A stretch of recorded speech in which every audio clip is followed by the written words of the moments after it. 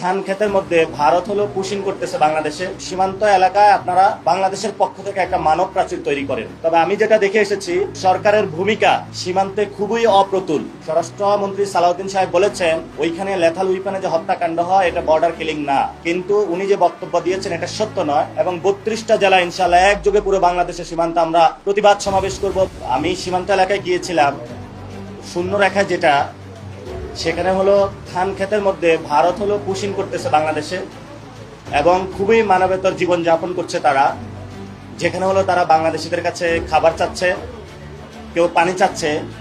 তো সেখানে আমরা যেটা দেখেছি, বাংলাদেশ সরকারকে আমরা অনুরোধ জানাবো বা পরামর্শ দিব, বিজিবিকে শক্তিশালী করতে হবে। আমরা ইতিমধ্যে দেখেছি আমাদের বিজিবিতে ড্রোন ডেপ্লয়মেন্ট হয়েছে, বিভিন্ন নতুন ভেহিকল পেট্রোল কার ডেপ্লয়মেন্ট করেছে সরকার। প্রায় 60,000 বিজিবি হলো বর্ডারে ডেপ্লয়মেন্ট হয়েছে। আমরা মনে করি সরকার আরো শক্তিশালী পদক্ষেপ নেবে, কারণ আমাদের বিজিবিকে যদি আমরা শক্তিশালী না করতে পারি তাহলে পুশিং রুখা আমাদের সম্ভব নয়। দ্বিতীয়ত যে বিষয়, আমরা পুরো বাংলাদেশের জনগণকে আহ্বান জানাবো, সীমান্ত এলাকায় আপনারা বাংলাদেশের পক্ষ থেকে একটা মানব প্রাচীর তৈরি করেন।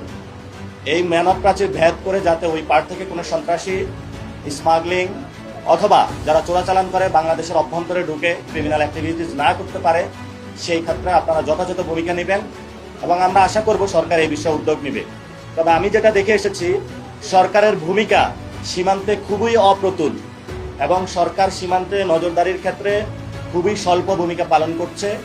এবং এই ক্ষেত্রে 3 জন মন্ত্রী বক্তব্য দিয়েছেন। স্বরাষ্ট্রমন্ত্রী সালাউদ্দিন সাহেব বলেছেন ওইখানে লেথাল উইপনে যে হত্যাকাণ্ড হয় এটা বর্ডার কিলিং না, কিন্তু উনি যে বক্তব্য দিয়েছেন এটা সত্য নয়, সেটা আমরা প্রত্যাখ্যান করছি। দ্বিতীয়ত শামা ওয়াহেদ, উনি একজন প্রতিমন্ত্রী, উনি যে বক্তব্য দিয়েছেন যে তাদেরকে 12টা চিঠি দেওয়া হয়েছে, তারা রেসপন্স করে নাই। তা আমরা মনে করব যে রেসপন্স যদি না করে তাহলে পররাষ্ট্রনীতির ক্ষেত্রে আরো একটু নতজানু থেকে সরে সঠিক পররাষ্ট্রনীতি নেওয়া, উদ্যোগ নেওয়া সরকারকে প্রয়োজন। ওই একটা চিঠিতে সাথে সাথে শেখ হাসিনাকে একটু ফেরত চাওয়া প্রয়োজন। লাস্ট যিনি ডক্টর জাহেদ একটি বক্তব্য দিয়েছেন, সেখানে উনি বলেছেন সীমান্ত হত্যা ভারতের আভ্যন্তরীণ বিষয়। আমরা সর্বতে এই বক্তব্য প্রত্যাখ্যান করছি, কারণ আপনার সীমান্তে যখন উত্তেজনা হচ্ছে, সেখান থেকে অবৈধ বাংলাদেশি বলে আমাদেরকে পাঠানো হচ্ছে বাংলাদেশে, তাহলে উনি যে বক্তব্য দিয়েছেন এটা শুধু ভারতের আভ্যন্তরীণ বিষয় নয়, এখানে বাংলাদেশের মানুষের জীবন সংগ্রাম, বাংলাদেশের সার্বভৌমত্ব জড়িত রয়েছে। আমরা সরকারকে বলবো দ্রুত উদ্যোগ নেওয়ার জন্য এবং 32টা জেলা ইনশাআল্লাহ একযোগে পুরো বাংলাদেশের সীমান্তে আমরা প্রতিবাদ সমাবেশ করব, মানব প্রাচীর তৈরি করব। বাংলাদেশ আবার দেখিয়ে দিবে 71 সালে যেভাবে হলো আমরা বাংলাদেশের সার্বভৌমত্ব রক্ষার জন্য ঝাঁপিয়ে পড়েছিলাম, তেমনি ভাবে এই সময়ে যদি কোনো রাষ্ট্র, সন্ত্রাসী গোষ্ঠী বা সন্ত্রাসী বাহিনী বাংলাদেশের সার্বভৌমত্বকে লঙ্ঘন করতে চায়, আমরা হলো আমাদের সর্বোচ্চটা দিয়ে বাংলাদেশের মানুষকে নিয়ে ঐক্যবদ্ধভাবে আমাদের সীমান্ত রক্ষা করব।